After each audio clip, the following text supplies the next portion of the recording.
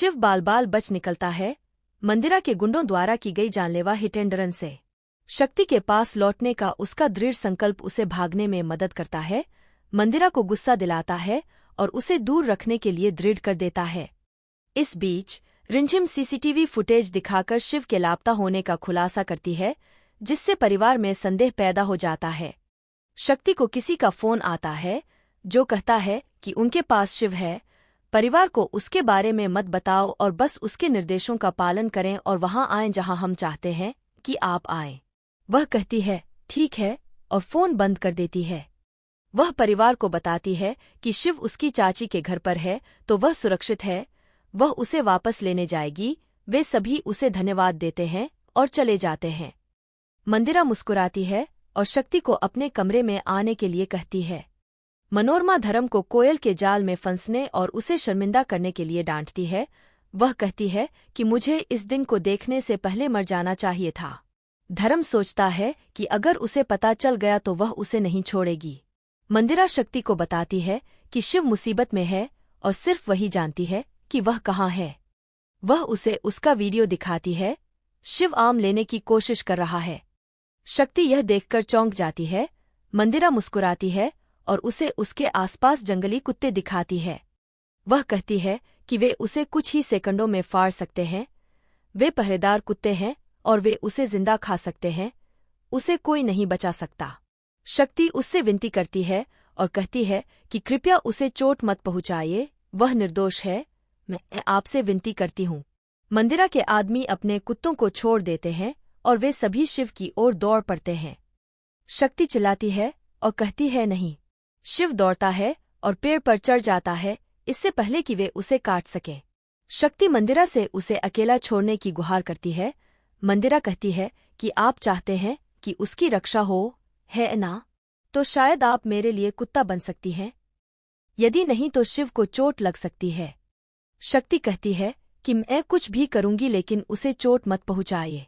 मंदिरा कहती है कि तुम्हारे कारण मेरा बेटा जेल गया, मैं सिर्फ इतना चाहती हूं कि तुम मेरी पालतू बन जाओ। करो। शक्ति रोती है और उसके पैरों में कुत्ते की तरह अभिनय करती है। शिव पेड़ को गले लगा रहा है और कुत्तों को भगाने की कोशिश कर रहा है। मंदिरा अपने गुंडों को कुत्तों को ले जाने के लिए कहती है। वे सभी चले जाते हैं। गुंडा शिव को नीचे उतरने के लिए कहता है। वह करता है और गुंडा उसे पीटता है। शक्ति कहती है कृपया ऐसा मत करो। मंदिरा उसे थप्पड़ मारती है और कहती है कि यह पेबैक है। मनोरमा रोती है। धर्म उसे रोकता है और कहता है कि मैं तुम्हारे पक्ष में हूं और सिर्फ कोयल से प्यार करने का नाटक कर रहा हूं, चिंता मत करो। चाचा कहते हैं कि वह उससे प्यार नहीं करता, वह यह सब सिर्फ शक्ति के लिए ही कर रहा है।